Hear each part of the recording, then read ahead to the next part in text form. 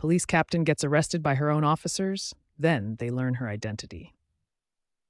Hey, beautiful souls, your support absolutely lights up my world. A quick subscribe would mean everything. It helps me share more heartwarming stories with our amazing community. Here's my promise. I read and reply to every comment because connecting with you is my favorite part. Drop a comment telling me where you're watching from. I can't wait to virtually meet you. Now, let's dive into today's extraordinary tale together. The afternoon sun cast long shadows across the suburban shopping plaza as Captain Sarah Daniels adjusted the simple gold necklace around her throat, a birthday gift to herself that she'd just purchased from the jewelry counter. The weight of it felt foreign against her skin, so different from the badge she usually wore.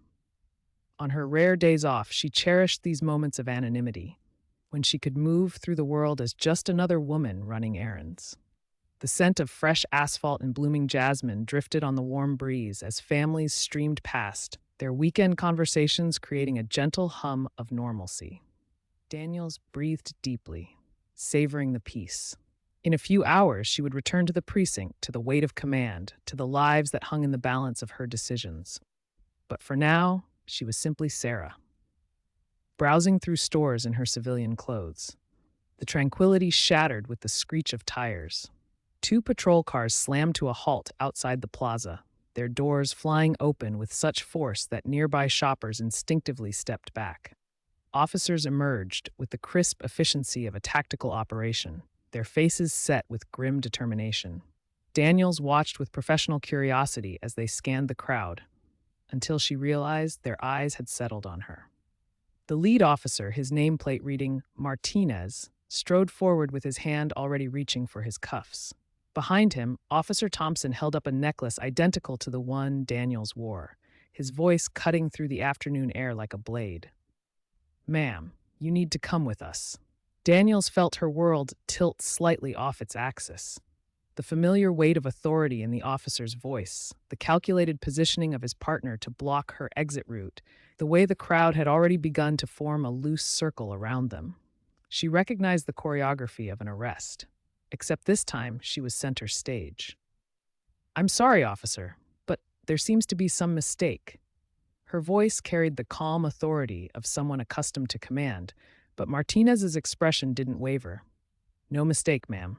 Store security identified you leaving the jewelry counter without paying for that necklace." The accusation hung in the air like smoke. Daniels felt her receipt in her pocket, the proof of purchase that would clear this up in seconds. But something in Martinez's eyes, in the crowd muttered, and Daniels felt something crack inside her chest.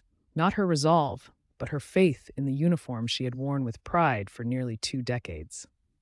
As they guided her toward the squad car, her mind cataloged every violation of protocol, every assumption masquerading as procedure. The officers hadn't asked for identification, hadn't examined her receipt, hadn't verified the security guard's story. They had seen a black woman near a jewelry counter and constructed their narrative from prejudice rather than evidence. The ride to the precinct passed in suffocating silence. Daniels studied the officers through the metal partition, Martinez drumming his fingers on the wheel with barely contained excitement, Thompson already crafting his report in whispered fragments into his radio. They spoke about her as if she weren't there, as if she were already convicted, already processed, already forgotten. But Daniels was far from forgotten in her own mind. She thought of the commendations lining her office wall, the officers she had trained, the communities she had served. She thought of the young recruits she had mentored, teaching them to see beyond stereotypes, to investigate before judging. The irony tasted bitter on her tongue. At the station, the booking process unfolded with mechanical efficiency: fingerprints, photographs, property inventory, each step designed to strip away dignity along with personal effects. The desk sergeant, a thick-set man named Riley, processed her paperwork with smug satisfaction. "First time?" he asked without looking up, as if discussing the weather. Daniels remained silent, watching him work. She noticed his technique, sloppy, hurried, more concerned with moving bodies through the system than ensuring accuracy. She memorized his badge number, his procedural shortcuts, the way he spoke to her without meeting her eyes. Hours crawled by in the holding cell. Through the bars, she could see officers passing back and forth, their conversations gradually shifting from confidence to uncertainty. Someone had started running background checks. Someone had started asking questions. "Ma'am," a young officer approached her cell, his voice tentative. "Is there someone you'd like us to call?" Daniels looked at him, really looked. "Officer Jenkins," according to his nameplate. Fresh out of the academy, probably, with eyes that hadn't yet learned to see suspects as less than human.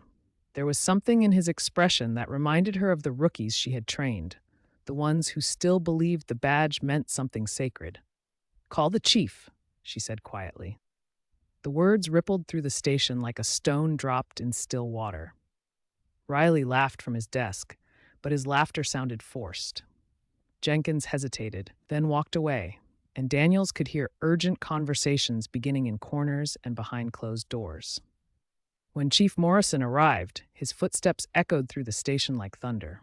Daniels heard the shift in atmosphere before she saw him, the way conversations stopped mid-sentence, the way officers suddenly found urgent paperwork to attend to. She stood as he approached her cell, their eyes meeting through the bars.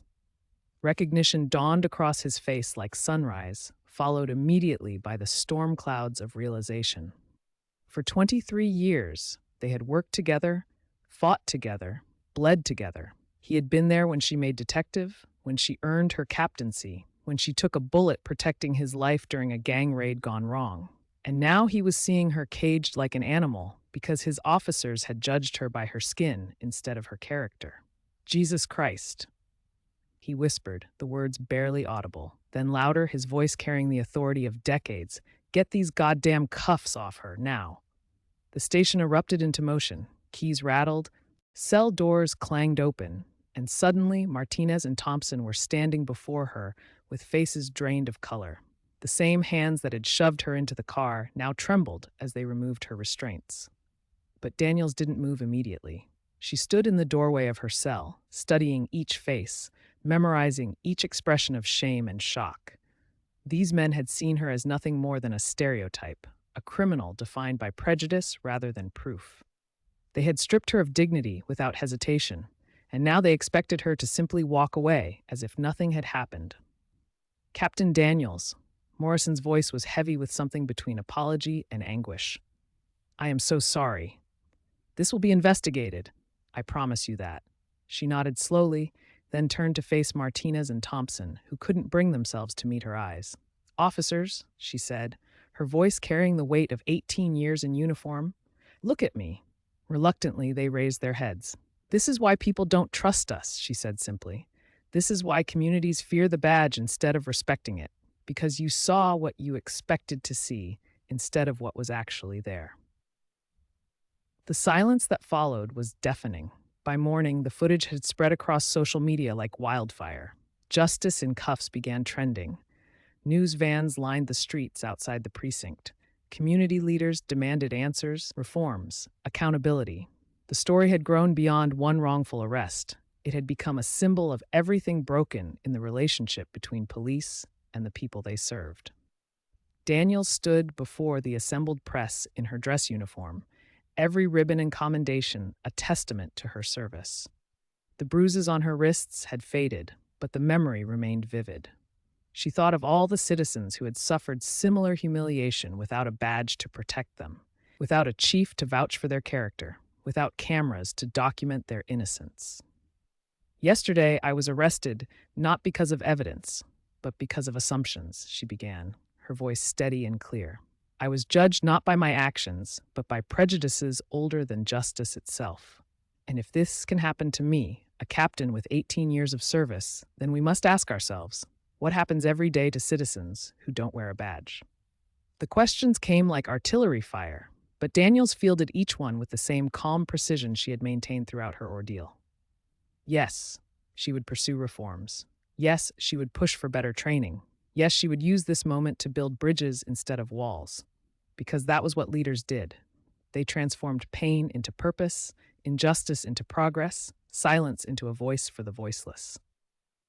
As she walked away from the podium, past the cameras and microphones, and shouted questions, Daniels felt the weight of her badge against her chest. It meant something different now. Not just authority, but responsibility. Not just power, but the duty to ensure that justice was truly blind, that the law protected all people equally, regardless of the color of their skin or the assumptions in others' hearts. The fight was far from over. But for the first time since those handcuffs had clicked around her wrists, Captain Sarah Daniels smiled.